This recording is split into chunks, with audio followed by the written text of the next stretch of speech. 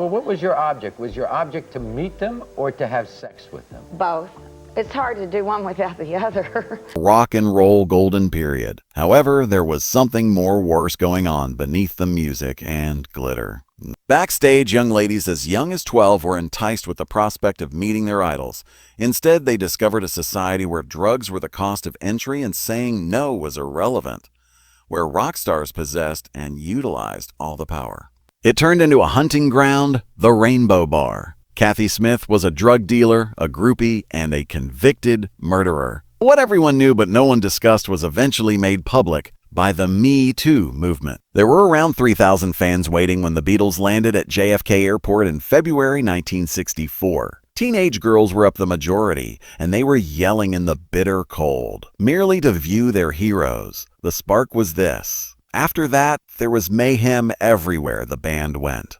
There are hotels all around, girls spending days camping outside, and some even breaking into rooms. Beatlemania encompassed much than simply music. It was orchestrated insanity. The size of fan clubs skyrocketed. Some are managed by radio stations, while others are run by the band's management. For the sole purpose of sorting through the piles of fan mail, they employed teams of girls. These were no longer only admirers. They belonged to a new society. They produced newsletters. They met. They pretended to be their favorite Beatles members. This marked the beginning of something significant. Groupies had arrived in force and they had no intention of leaving. Frank Zappa noticed it all a year later in 1965 and named it the Groupies. He studied the term, experimented with it, and made it into music rather than merely using it. He referred to it as a form of sociology. He claimed that some women adore truck drivers. Rock artists are the target of ours. It was more than just sex for Zappa. It was a cultural change. He recorded a song called Groupie Bang Bang the same year, albeit it wasn't immediately released. However, Zappa had initiated a project. He was bringing attention to this controversial concept. His art questioned all aspects of power, fame, and desire without regard for who could be offended. Then, in 1968, an art student from Chicago went one step farther. Although she went by Cynthia Albritton, she was best known as Cynthia Plastercaster. For a class, she had to create a plaster cast of a difficult object. The penis of Jimi Hendrix was her choice, rather than a statue or a bottle. It took place on February 25, 1968, immediately following 2 performances at the Civic Opera House. The mold became stuck. For 15 long minutes, Hendrix remained composed. The cast broke up when it was over. However, she reassembled it with adhesive and continued. She created over 100 casts of rock stars, including Wayne Kramer, Gene Simmons, and Eric Burdon over the years. Some were appalled by her work, while others were captivated. It was eventually displayed in galleries. In 1977, it turned into a Kiss song. Currently on exhibit at the Icelandic Phallological Museum is Hendrix's cast, a student project turned into a bizarre fusion of celebrity, art, and sex. Frank Zappa wasn't done in 1968 either. From the LA music scene, he assembled a bunch of crazy creative ladies and gave them a moniker. The GTO. ATO. Outrageously girls together. They were performers, not merely admirers. They lived in Zappa's home, dressed outrageously, and transformed groupiedom into performance art. Pamela Desbars, Miss Mercy, and Miss Christine all rose to fame on their own. Major rock stars made cameos on Zappa's 1969 album Permanent Damage, which he produced. These were no longer submissive women. They violated the rules, influenced styles, and gave rise to tunes. What it meant to be a woman in music, not just in the audience, but on stage, in the spotlight, and without shame, was redefined in part by them. Everything had altered during the summer of love a year prior. The year was 1967. The Haight-Ashbury neighborhood of San Francisco was overrun by more than 50,000 individuals. The regulations were eroding. Love, sex, and LSDs were all over the place. Performers like Jimi Hendrix and Janis Joplin were introduced at the Monterey Pop Festival.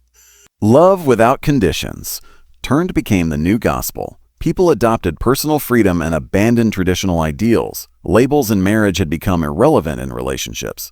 It was about self-discovery, experience, and connection.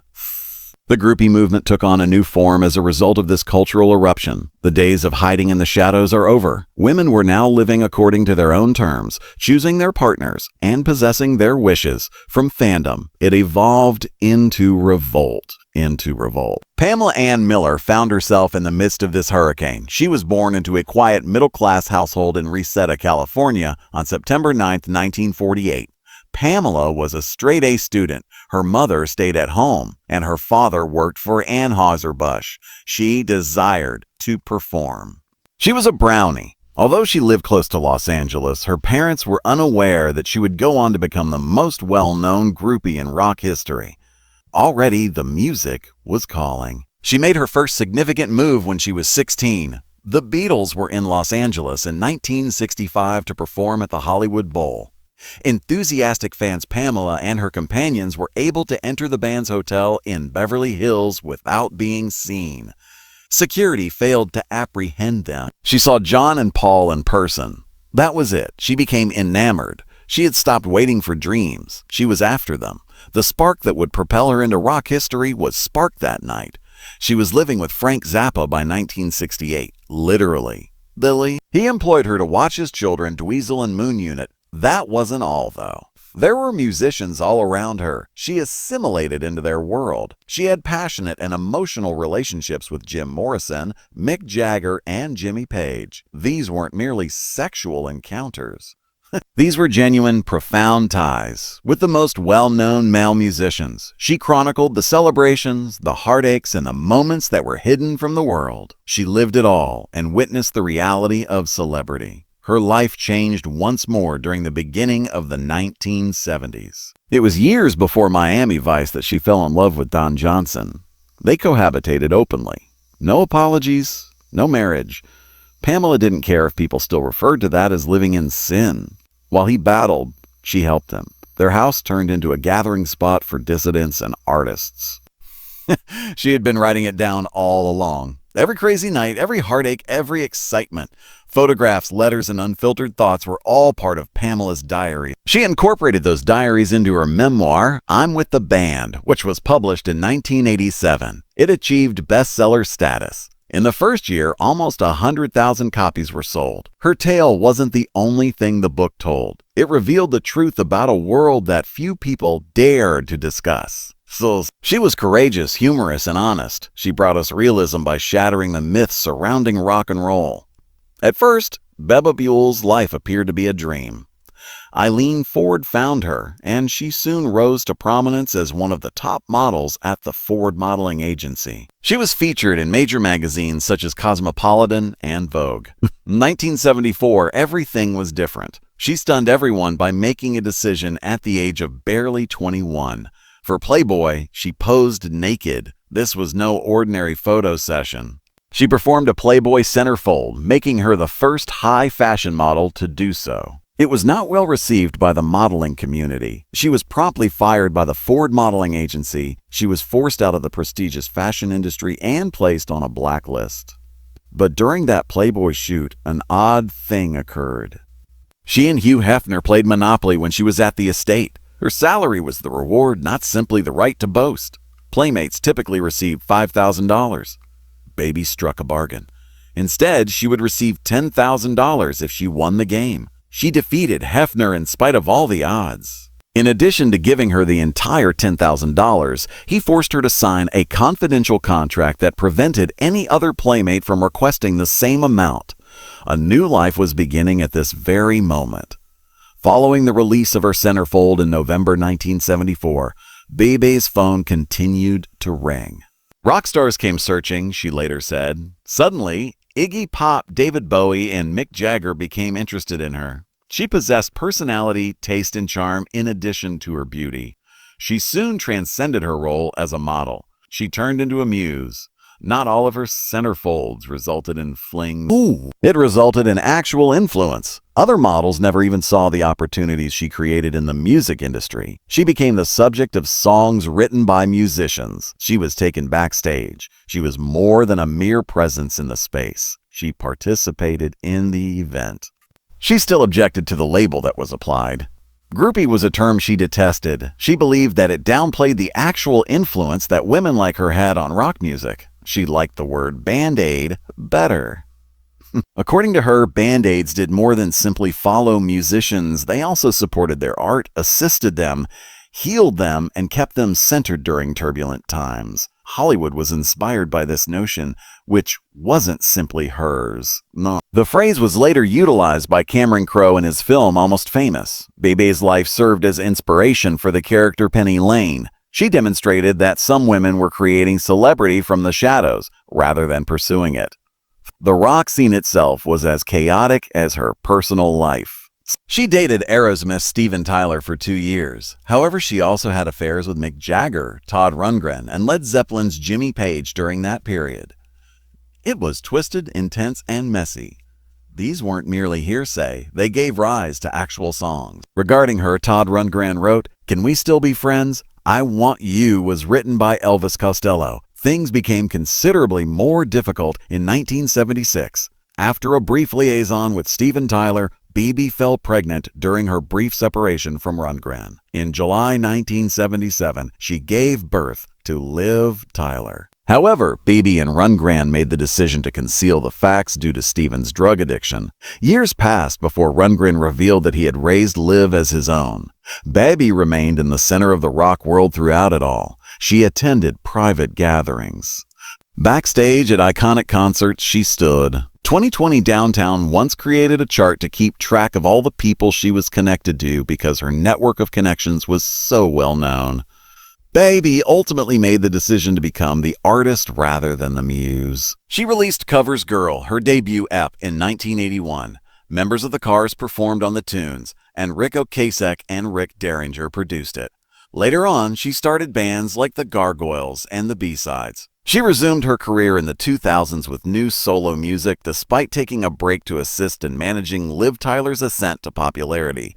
However, Beyoncé wasn't the only female. Another narrative was developing in Chicago. In 1947, Cynthia Dorothy Albritton was born. She was timid. She was unremarkable. Her father had a drink. Her mother was reticent. She felt unnoticed. However, she was a huge fan of rock music. Her terror was drowned out by the volume. She attended the University of Illinois in Chicago after graduating from South Shore High School. Everything changed in 1968. She was given a strange homework by an instructor: form a solid into a mold. An erect penis was her daring choice. She became a legend because of that strange project. Later on, her name would change to Cynthia Plaster-Caster. Jimi Hendrix was the first famous person she interviewed. The date was February 25, 1968. Between 2 gigs, she met him at the Conrad Hilton in Chicago. He concurred. She carefully made the mold after combining her ingredients, alginate, and water. "Hendrix is just about the biggest rig I've ever seen," she laughed later. It wasn't simple. He had to remain resolute throughout. She bonded the mold back together after it shattered into pieces. History was made by that one cast. It wasn't pornographic. It was a work of art. It was unvarnished, audacious, and intensely intimate. Her Hendrix cast is now housed in the Icelandic Falaid Museum. Her work caught Frank Zappa's attention. He helped her and relocated her to Los Angeles. She wasn't a groupie in his opinion. Both he and others regarded her as an artist. Her method was technical. She utilized alginate, which is the same substance used by dentists. Without causing skin damage, it was able to record every detail. However, the cast needed to be finished fast. Prior to the erection waning, it didn't always work. It was awkward at times. But when it did, the outcomes were breathtaking. Cynthia maintained thorough documentation. She was familiar with every man, every tale, every hardship. She created perhaps 50 plaster casts in total. She has an odd, lovely collection that includes rock stars Wayne Kramer, Pete Shelley, and Jello Biafra. A few casts were even displayed in art galleries after being bronzed. For her, Kiss composed the song Plastercaster. In 1994, she prevailed in her legal battle to reclaim her work. In order to preserve her work, she later donated her collection to the Kinsey Institute. In addition to dominating rock music in the mid-1970s, Led Zeppelin also controlled the skies. They traveled in their own private jet rather than waiting at airports or making hotel reservations. It wasn't just any jet, though. The Starship, a Boeing 720, was unlike any other aircraft in the sky. It was transformed into a flying palace after a $200,000 restoration. It had a 30-foot brass-trimmed bar, an electric organ, swivel chairs, a huge 30-foot couch, a TV and video library filled with pornographic and comedic movies, and a bedroom with a white furred waterbed. It also featured a separate shower and an electric fireplace. There was only space for 40 persons after the makeover. However, that was sufficient for an extravagant party. In 1973, Led Zeppelin chartered the Starship for the first time. They paid $30,000 for it, or around $200,000 in today's currency. During their U.S. travels, the jet became their home. They had total freedom and were able to avoid staying at different hotels. However, it wasn't inexpensive to operate. Every hour, $2,500 was burned through. For the band, however, it was worthwhile. Richard Cole, the road manager, referred to it as a floating gin palace. It had vintage Dom Perignon in stock. Groupies came and went. Narratives from within the aircraft made it difficult to distinguish between fact and fiction. The Starship was more than merely travel at 35,000 feet. Although it was a representation of the wild life of a rock star, the celebration was short-lived. The drug scene evolved and more lethal as the 1960s came to a conclusion. Marijuana and LSD disappeared. Heroin and cocaine replaced it. Cocaine quickly gained popularity. It was seen as glamorous, costly, and well-kept. It was adored by celebrities. Heroin was more hazardous but quieter. It crept into the scene and began taking lives. Musicians and their companions were addicted. Overdosing became commonplace. One of the most well-known was the death of John Belushi in 1982. Cathy Smith, a drug dealer and groupie, gave him a speedball, a mixture of cocaine and heroin, which caused his death. For manslaughter, she was found guilty. Harder highs were now sought after by musicians who previously solely used psychedelics. The industry was overflowing with cash, and nobody objected. Drugs killed more people as their popularity grew. There was mayhem behind the music. Not only did the 1970s sound different, but they were also marked by funerals and bloodshed. Groupies were frequently in the center of everything. However, their lifestyles weren't as glitzy as they appeared in magazines. Morgana Welch, who participated in the crazy groupie culture in Los Angeles, a teenager, later shared her experience. She had been sexually raped, drugged without her consent, arrested as a sex worker, and abducted by those close to bands. Her story wasn't unique. This was the standard. Life was the standard. The power was with the rock stars and their bands. Groupies were treated like objects, especially those who were younger. They enticed and exploited girls as young as 12 and 13. It wasn't always important to say no. Usually, speaking up didn't help. The line of consent was not clear. Musicians and managers pushed it till it vanished. Groupies who suffered injuries were frequently accused, mocked, or ignored. The music industry ignored it, and the years of trauma that resulted from that silence never fully went away. The Rainbow Bar was one of the worst locations for this. When it first opened on the Sunset Strip in 1972, rock stars soon called it home. Guns N' Roses, Led Zeppelin, and others partied and drank there. The Rainbow was more than simply a rock bar, though. It had a reputation for being darker. It used as a hunting area. Roadies and band managers would go there to look for underage girls. The mood was relaxed. The regulations were irrelevant. The employees were involved in the scene as well. A few servers and bartenders were also groupies. And the distinction between enjoying oneself and being taken advantage of vanished. Lawsuits surfaced years later. The Rainbow was accused by victims of permitting sexual assaults, occasionally even assisting in their occurrence. Among those listed was well-known adult film star Ron Jeremy. The victims claim that he was shielded. Although rock images and memories still adorn the Rainbow's walls, the true narrative goes beyond music. It's about a system that ignored the harm that people were suffering. Things worsened when medications were made a requirement for admittance. The scene was not limited to groupies. They turned into its fuel. They had to party like the stars in order to get near them. That meant a lot of medications. They were occasionally presented as presents. In other cases, they were the sole entry point. Adolescent girls who were trying to fit in and live distant from home quickly developed an addiction. There was no safety net for them. Some became notorious, such as Cathy Smith. Others just disappeared. A few people perished. While they survived, other people never recovered. Addiction destroyed minds and bodies, and there was nothing the music industry could do about it. Indeed, it was rewarded. The damage didn't matter as long as the stars continued to sell tickets and the celebrations went on. Sable Starr left everything behind at the age of 16. Her parents, her affluent Palos Verdes home, and the security it provided. With the crazy guitarist from the New York Dolls, Johnny Thunders, she believed she had found true love. He was just 18, but already devolving into chaos and drugs. In 1973, Sable accompanied him to New York, thinking it would be her escape and her opportunity to live out her ultimate rock and roll dream. But more quickly than she could have predicted, the fantasy she fled to turned into a nightmare. Johnny Thunders was harsh and domineering in addition to being careless. He became paranoid due to his drug addiction. His jealous outbursts were witnessed by friends. Later, Sable claimed that he attempted to ruin her personality.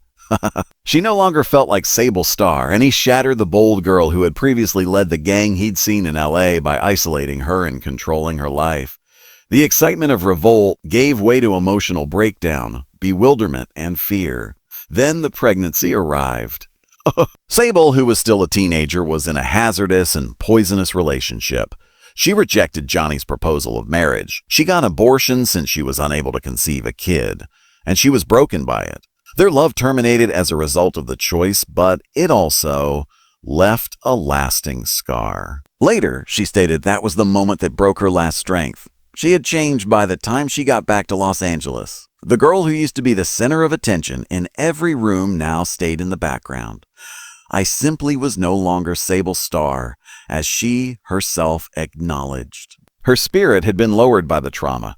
Both her crown and her fire have been taken away from the Sunset Strip's queen. As she discreetly withdrew from the limelight she had previously held, her story began to fade. Years later, in his song Look Away from 1996, Iggy Pop sang about her. He spoke harshly. People were compelled by Iggy's song to examine what they had attempted to ignore. Sable was more than just a song's name. She was a genuine girl who suffered because of a fantasy that was never created to keep her safe. Groupies were more than simply rock star admirers in the late 1960s and early 1970s. They were making something audacious and unique. They didn't wait to be told what to wear by the fashion industry. Rather, they shopped at secondhand shops and put together unique, outrageous ensembles. Thrift stores are Pamela Desbar's gold mine. She began collecting vintage clothing at the age of 7. She had already perfected the knack of sticking out by the time she was a teenager. The goal was not to save money. The goal was to make each ensemble a statement about the wearer. At one point, she even went shopping with Led Zeppelin in Hollywood and changed clothes with Mick Jagger. Clothing was an act of defiance for her and those like her. Identity and art combined into one. It was impossible to avoid their gaze.